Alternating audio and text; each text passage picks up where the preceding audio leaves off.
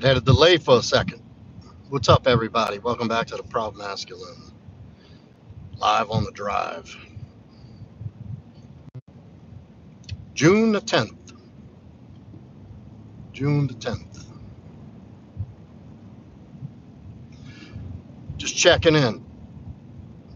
Checking in on my people, seeing how everybody's doing. I hope you're having a good day. And if you're not, a little shout out to Men's Mental Health Awareness Month. This is a very important month to me, and it should be made more of a significant month in the year. There's a lot of guys out there silently suffering. What's up, Blue? What's up, Tripathi? There's a lot of men out there that suffer in silence, that isolate and go it alone. And, I get it. There's two sides to that coin. Is that the brutal truth? At the end of the day, society at large doesn't really care about men's mental health. You just don't. You're a utility piece to most of society. But the other side of that coin is there's people like me, there's people like your friends, there's people like your family. If you don't have family, there's people who genuinely care. There is. And this is when men tend to isolate, withdraw, and make some rash, impulsive decisions, like permanent solutions to temporary problems. You know what I mean? The deep sleep. A man's life to be fulfilled, you gotta have purpose. I get it, you gotta be useful. And there's nothing more hopeless and dark for a man who feels useless, unwanted, and unneeded.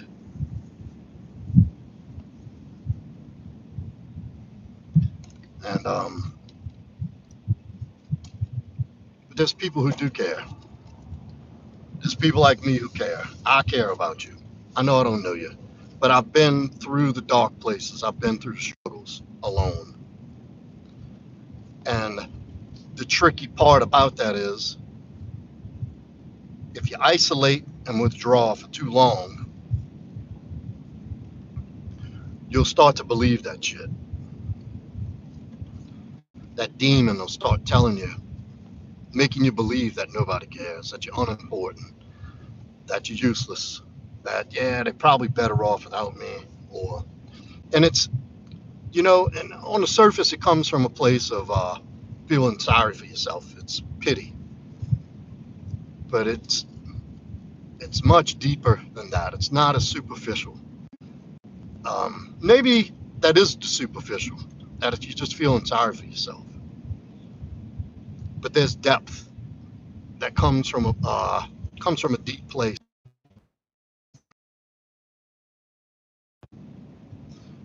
Nobody's gonna come save you. You're gonna have to save yourself. You have to participate in your own rescue. And that's not a bad thing. It's not a bad thing. And truly, you're never alone, because God is just one thought away. And that's where the answer truly is. When you seek God, when you seek a solution in God, you'll get the answers you need. It may not be in the time you want, it may not be the answer you want, but you're going to get exactly what you need and exactly the time that you listen to me. Hopelessness is temporary. That empty feeling, temporary. That dark, empty feeling, it's all temporary.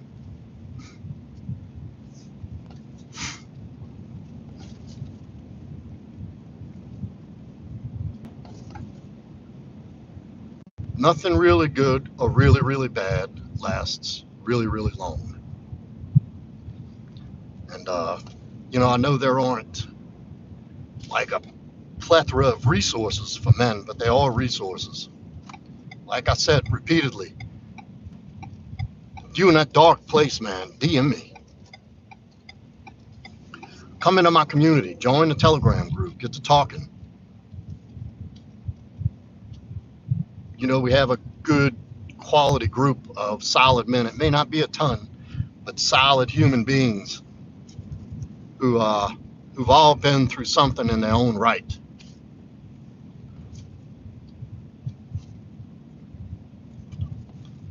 That you can reach out to. Sometimes you just need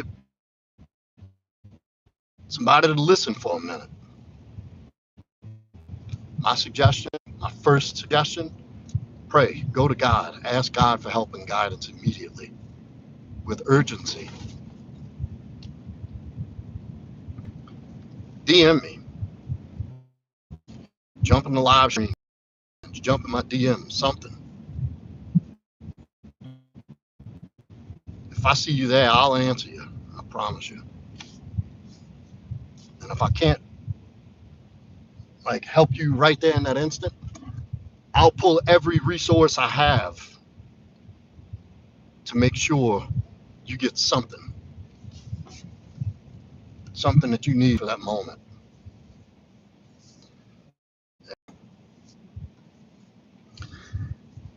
But I don't want to make it all about doom and gloom. Not every day is like that.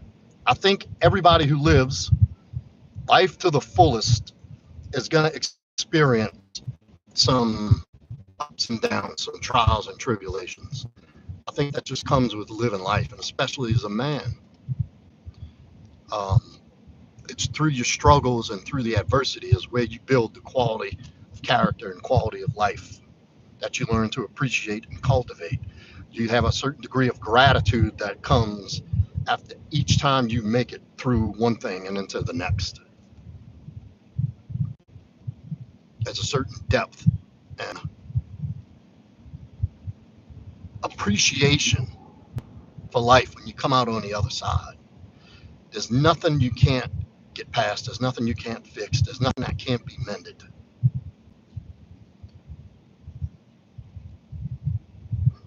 So if you're going through hell, keep going. Don't stop now. Because it's usually the darkest right before the dawn, right when you think you have nothing left. Right when you think, all right, this guy is starting to annoy me.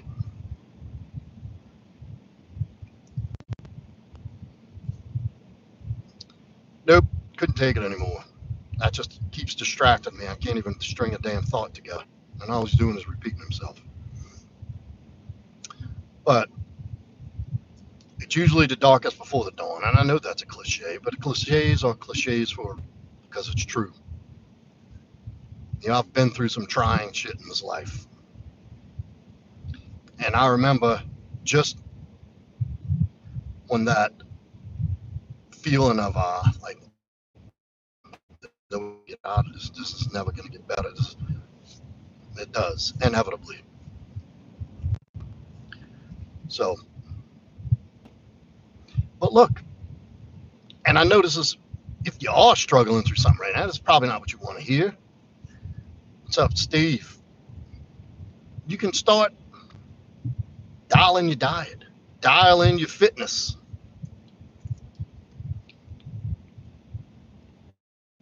Get involved in something. Move your body, move your mind, read a book.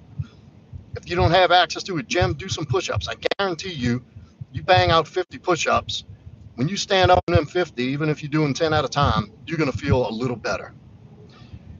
Get in front of somebody or on the phone with somebody that you can verbalize the shit with. Sometimes hearing it through your own mouth, from your brain to your mouth, and you get to express it, you can gain different perspective of what's going on. Get a better handle. At least have a better understanding of where you're at and what it is that's going on and that's kind of pulling you down. So I'm telling you, you you have every opportunity to have an amazing life. Every opportunity to have an amazing life if you're willing to apply yourself and do the work. You're a lot stronger. You're a lot desired, and there's a lot more to you than you know, than you think, especially in these dark moments when you feel useless and of no worth. You're clouded. You're not making good decisions. Your judgment's fogged at the time, at the moment.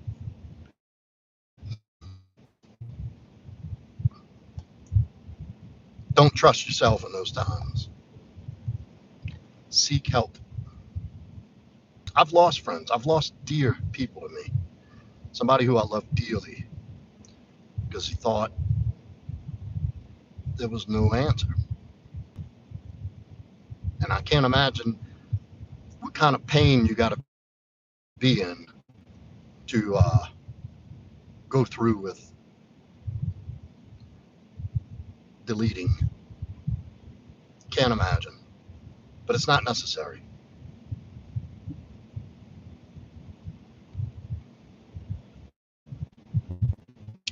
Pray about it. Get some help. People do care. I promise you. You'll be surprised when you put yourself out there to be heard, to be understood, to be helped, that how many people are actually out there to help and understand. It's mind-boggling the amount of help and support you receive. Back about yourself a little bit and put that out there as that's what you need for the time being.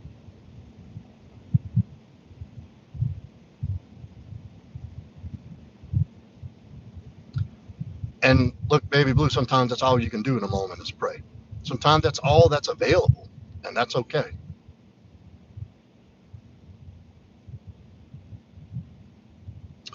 But anyway, look, I'll be honest. I'll be completely transparent here. I'm not having the best day mentally today. I'm not. It's just the way it is. You know, they got some things stirring up in there that got me slightly off my center.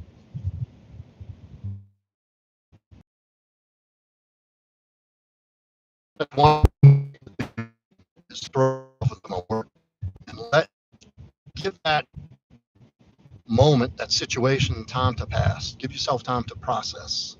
Try to breathe through it. Relax. Pray about it. I've prayed. Let the answers come. No, it's okay, baby. It's not a big deal.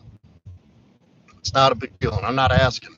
Just saying that to all the guys. And some people think, I know when I was in despair, people would tell me, oh, dude, I'm mad at you know. How do you fucking understand what I'm going through right now? Don't understand. I'm at the end of my rope. I'm done. I don't want to be alive anymore.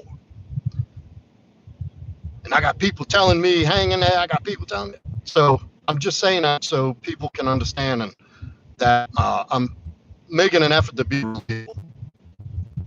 And I'm sure the conflict, the inner conflict I'm having is not even a fraction of what the depth of what some people are dealing with. I'm absolutely certain of that. So I'm not asking for pity. I'm not asking for sympathy. I'm just telling you it happens in real time. And it can be solved. And it's not permanent. It's not permanent. Things will get better. So I prayed, I'm working, it starts raining, right? Well, guess what? I'm in an area where I have an opportunity to make a 3 o'clock A meeting, which I don't really get to do that often anymore. Telling me prayer doesn't work. I had an opportunity to jump on a YouTube live and get out of my own head and get out of my own self for a minute. There's nothing more therapeutic and healing than seeking to help someone when you yourself need help. I know that sounds like a paradox. Like, how does that make sense? I need help, so you want me to go help somebody else? It takes you out of yourself. Sometimes the most depressing place you can be is wallowing in your sorrows. So if you can be selfless enough to listen for somebody else, or it takes you out of yourself. You're not just swimming around in your own pity. Sometimes it's just enough to give you a little breathing room to, like, okay, whew, gives me a second to step back from my own shit. And sometimes that's all you need. But I prayed, and here it is. At first, I'm like, fuck, it's raining. I got to get this damn job finished. It starts raining. I'm picking my tools up. I got a piece of wood up there drying, and in the middle of doing something. Then all these things start dawning on me. Well, wait a minute. I'm in an area. I get to make a meeting. I'm right here, about a mile away from the meeting place. I get to go make an AA meeting. Oh, look at that. I got a time before the meeting, so I can jump on a live, check on my people, see how the community, see if there's anybody I can help in the moment. So there's my opportunity. And it's all about perspective. It's all about, you pray, then relax and look for the answers that God's given you. And if you look close enough, they're there. I used to pray and wait for the relief. I used to pray and just wait. Okay, I'm going to feel better at any minute. That's not how it works. You pray for patience. God's going to put you in a traffic jam to give you an opportunity to practice patience. Put you in back of the line with a bunch of old people at the supermarket writing checks, who don't know how to use their debit cards yet still. You pray for peace. God's going to stir some shit up in your life to give you an opportunity to focus on peace, and not the turmoil and the chaos.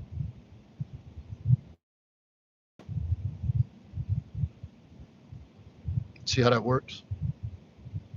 So the answer's always there. Are you looking for the answer, or are you expecting this magical result? Nothing's going to come without you doing something. Nothing's going to come without you doing something. Like, you have to participate. There is legwork that's required. There is action that needs to be taken.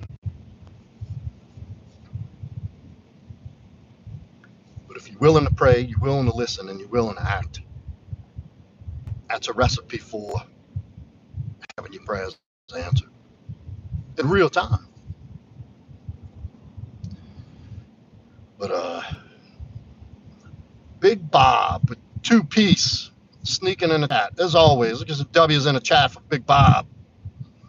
Bob, New Jersey. Thank you, brother. So much appreciated.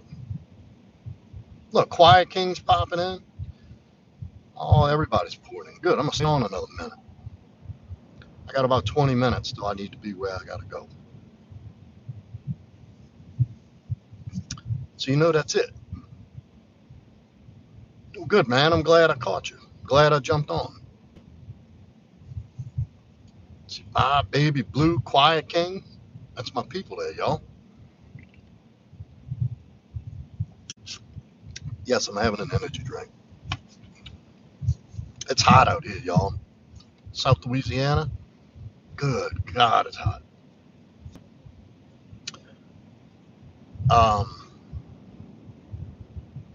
Quiet King says, do you think all men should use calendars or something different to keep track? Yes.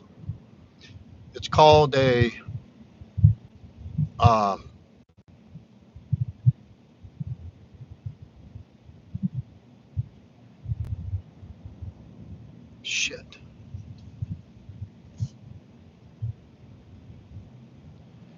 GTD list. GTD, get things done.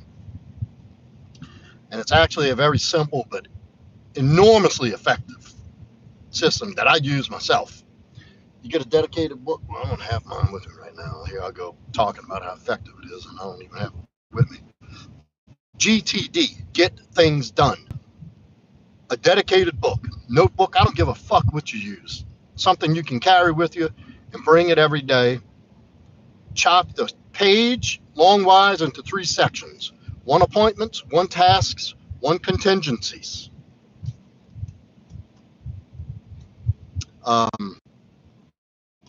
And on the side, the margin, whatever time you wake up, say 5, 6, 7, 8, 9, 10, 11, 12, 1, 2, 3, 4, 5, 6, 7, 8, 9. Whenever you go to sleep, all the way down the margin. And at each space, you have something dedicated, that time dedicated to an appointment, a meeting, something that has to be done at that time. Specific appointment, you write in that margin. Wake up, 5 a.m., wake. 6 a.m., gym. 8 a.m., work. 12, lunch. 4, knock off. 6, train. Whatever you do, you have to do. Then, in the middle row, you put tasks, just things you have to do that are related to the stuff you've already committed to. Work. What do you have to do at work? I got to cap this brick off and run some trim pieces, get it all leveled. So, cap brick. And other ambiguous things are just tasks within the day and the appointments and demands that need to be met. Then in the last row is a contingency. Well, if I go to cap this brick and it doesn't work out, what's the next thing I can do? Well, you can move on to the next phase and get in touch with so-and-so to make sure to talk about a change in plans. And look, you check the book 3 times a day. You open a book, everything you need to know is right there. You could do it on your phone, in your notes app, anywhere. Yes. And what it does is it removes the clutter and it removes the anxiety of having to remember and cluttering your mind with all these things you have to do in a given day. And it frees up your time for, better ideas, reduces stress, relaxes the thinking, takes the pressure off of having to remember everything to do in a day. You have your whole day mapped out. And anytime you have a question, all right, I'm finished this, open up the book, what's next? Check it off. You leave the appointment, check it off. It's an amazing tool. It's an amazing tool. Everybody should do it. Good question, King.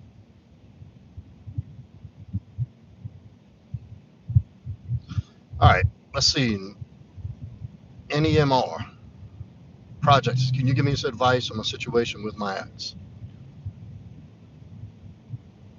Basically, she monkey branched from me a month ago. No contact since 25 days. She told me she wanted to respect her decision, that she will never forget me and appreciate what we had. We had a great relationship. I'm sure the new guy is not better than me. Well, here's the thing, Project. When somebody tells you they want to move on, you respectfully agree and give them what they want. Grant them the breakup respectfully. You can say, hey, I really don't want this, but if this is what you want, okay. And it hurts. It sucks. You've been rejected. You've been seemingly passed over for somebody else.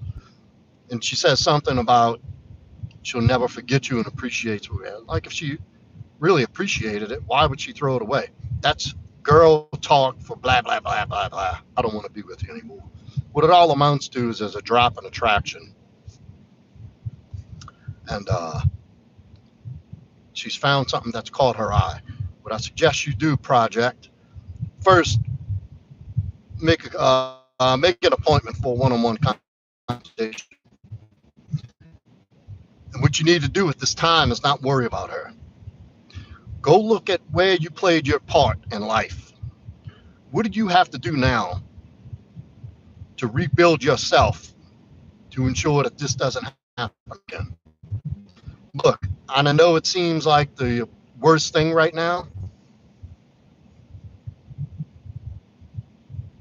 This breakup would probably be the best thing that's ever happened to you. Use the way feeling to apply to yourself. Channel that energy. Energy cannot be created nor destroyed, but it can be transmuted. Transmuted meaning you can take this hurt, this pain, this rejection, this low self-esteem, and pour it right back into yourself. Hit the fucking gym. Start journaling. Clean up your diet. Get your shit together. Go get your money right. Go get some counseling. If you want to work with me, DM me or email me. We'll schedule you a time slot. We'll get you a path forward, an action plan in detail. In 6 months, you'll be a new man. And when she comes back around, and this is something guys just totally misses men when I tell them.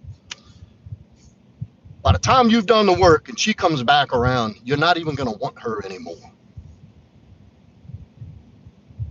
People don't believe me when I say that. Like, I'm telling you, dude, you're going to turn into this guy who won't even look at her anymore. You'll have gained so much respect and so much confidence. You'll be like, well, wait a minute. You had an opportunity. You fucking rejected me for another dude.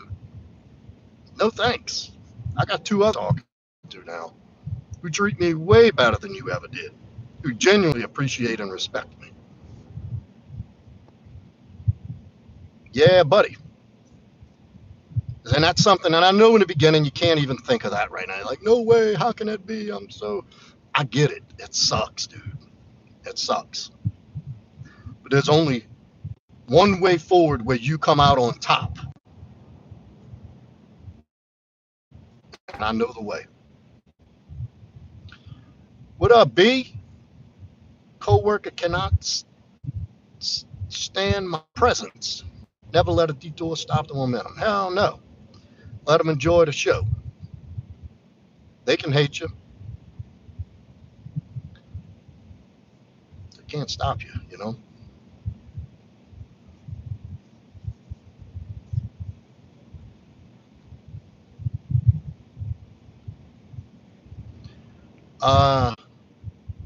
Hold on. Quiet King says that also prevents users from wasting your time and keeping you late too. Because, oh, my calendar says workout from 6 to 8, or the club is from 10 to 1. Yeah, that's it. You get to that schedule, stress drops, clarity fucking enhances. And things become much more efficient. It's like streamlining your life. Nimmer, I don't know how to say your name. Well, I'll just call you Project. Says she knows the guy since 1 month, LOL, from her friend company. That's usually how it is. Look, dude, here's the hard truth. The attraction has dropped. She lost attraction for you. Some guy's coming along who's more exciting, more something that just evokes some kind of emotion in her that you may not be doing anymore. I don't know your side. I don't know her side. She veered off. That's why I say, don't go no contact and obsess. Go no contact and obsess about yourself. In order to know what needs to be worked on, you have to know what happened. What did you do? What do you need to work on? Did you become, look at this guy, that's cool. He's on a one-wheeled bicycle, standing up, just flying. What if you became less attentive? What if you became less ambitious? What if you let yourself go? What if you had emotional control issues? So there's things that you do need to address as to what part did you play in the breakup. It's a lot to cover. DM me. Let's make a one-on-one.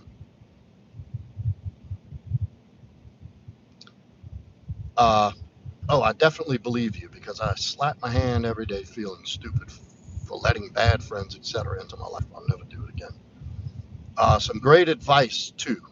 If you give her some distance for 2 weeks, you'll start thinking about the realistic bad things about her. Get over a 2-week period of missing her. So do 1 month. Been taking some NAC with the daily supplements. Good. Project says, do you think she would heal from me since I was basically doing now? What I basically doing now is healing. We're on the same timeline based on your experience. No, the dumper and the dumpery are in 2 different places. Where you are now, she's going to be later. You're hurting, you miss her, asking me these questions. I know where you're at. You don't have to play tough guy with me. There's nothing wrong with being sad because you broke up.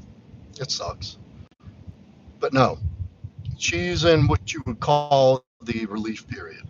In the very beginning of the breakup, the person who did the dump, it's like, whew, finally, I got that over. I feel great. I feel free.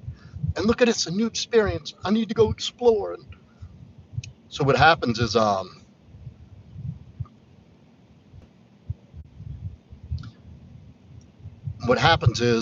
in the beginning, you're in Sucksville. Slowly over time, if you do it right, if you properly handle and take the path forward, doing what I tell you to do, you'll start feeling better. You'll start growing. You'll start healing. You'll start to blossom and level up. In the meantime, she's going to be coming down. That new thing, that new bright, shiny thing over there, she's going to realize, like, wasn't all that special. She's going to start being annoyed by this guy. Or he's going to dump her. And she's really going to come running back. But,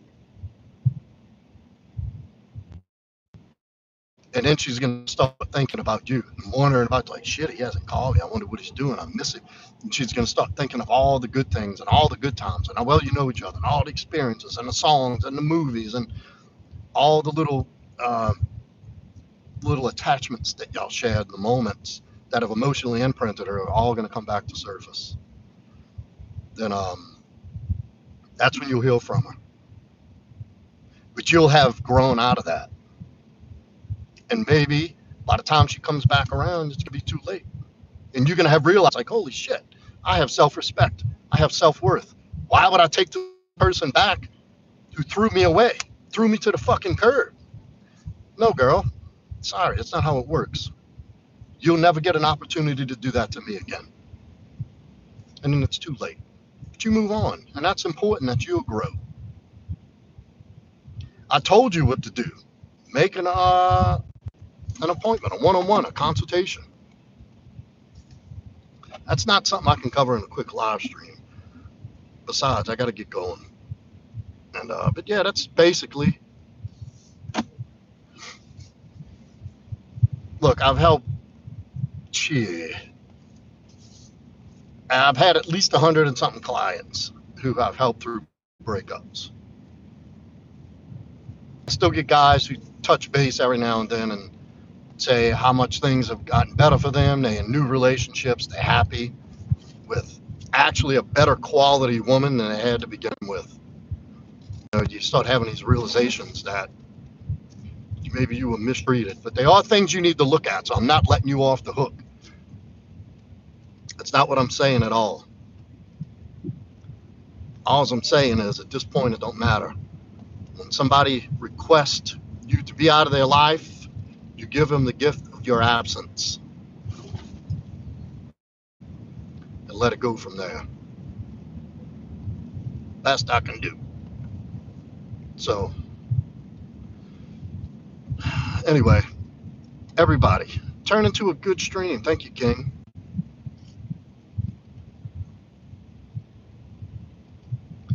And good question, Project. I'm sure you'll work it out just fine. Come on, lady. Thank you. You got the right of way, but thank you. Y'all, and think about what I said in the beginning. You know, that kind of stuff resonates deep in me. I really want to see y'all doing well. I want to see everybody doing well. And just remember, if you're going through hell, keep going. It's not a forever journey, y'all. And hope everybody has a great rest of their day. Happy Men's Health Awareness Month.